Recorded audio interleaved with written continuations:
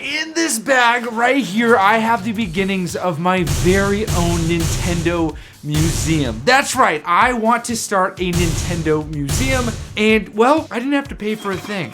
Let me explain. This guy, right here, this Game Boy, this very one, I mean, this isn't my original one, but this system was my first introduction into what gaming was, and boy did I love it. I would share this with my pops, we would toss it back and forth.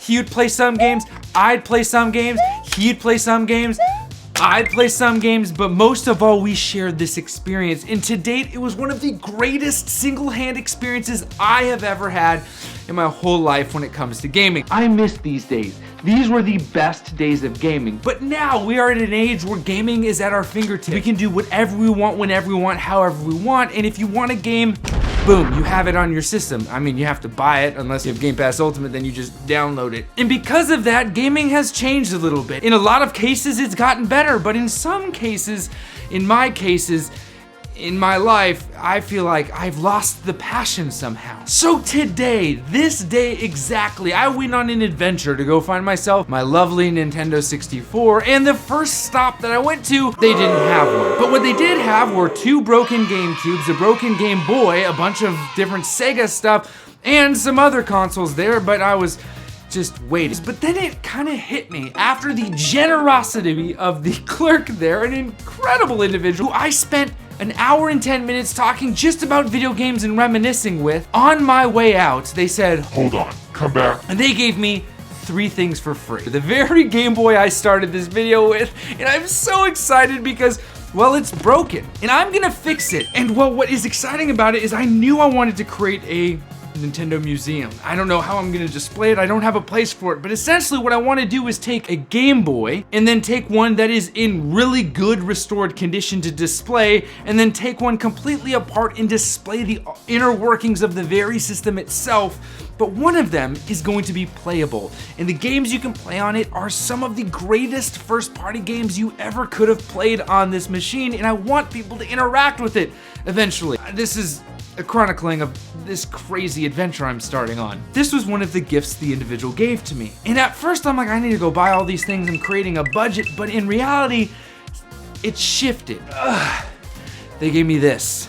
Originally, I was gonna buy this. It works, it turns on, but then when we tried using it and putting a game in it, it wouldn't read the game, so it ended up being a dead system. And generally, they do sell broken systems for a reduced cost, but on my way out, they just so generously gave me this. Now, there's no cables or anything that came with it, but this right here is a working, at least it turns on, GameCube in the indigo color, which really makes me excited. Again, I'm just starting on this journey as a retro console collector, and specifically Nintendo, and I'm gonna need your help to create this museum. Now, what I am planning on doing is when it comes to the consoles themselves, I only want to get donated and broken consoles, even donated broken consoles that I will fix myself or people in the community can help me fix as well. I want to use this museum, and I say museum, there's no place yet. It will be a coffee shop, you best believe it, caffeine consoles for the win.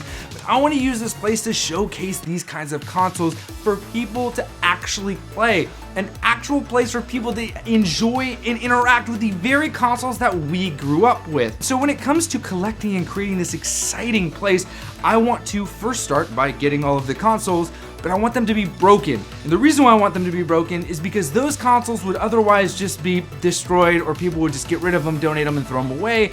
The ones that are restored are already being for sale, and those already have lives of their own to be given.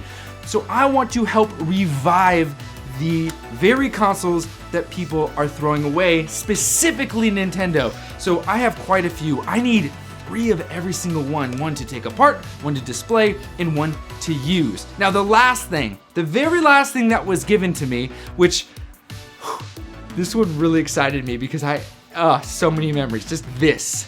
Super Smash Brothers on the Nintendo 64. They said that this game did not work no matter how hard they tried to use it. And so I said, well, I'll figure out how to make it work. Everything is fixable, everything is restorable, and I cannot wait to try to get this up and running. The gratification that comes with fixing stuff is unbelievable, and I cannot wait to do more of that. Now, you're probably asking yourself, JD, I didn't know you knew how to do this stuff. And let me answer you, I don't. I'm gonna have to learn it on the fly. And actually, well, I need to buy kits like these. I know that I'm gonna have to buy some stuff. That I do know because it's just inevitable. And when it comes to games, those are the ones I'm probably gonna have to buy. But I am gonna do my darndest to keep the purchasing of the consoles to a minimum, because I strongly believe that the broken consoles are the ones that need the new life. I believe that these games are a part of video game history, and I want to relive this history with you guys. Join me in this. It's gonna be amazing. I cannot wait. And here, I'll show you my other console I have. My Game Boy Advance SP, which yes, it does indeed work. I can't, again, I'm just so excited. I'm so excited right now. I got it, baby. Happy gaming.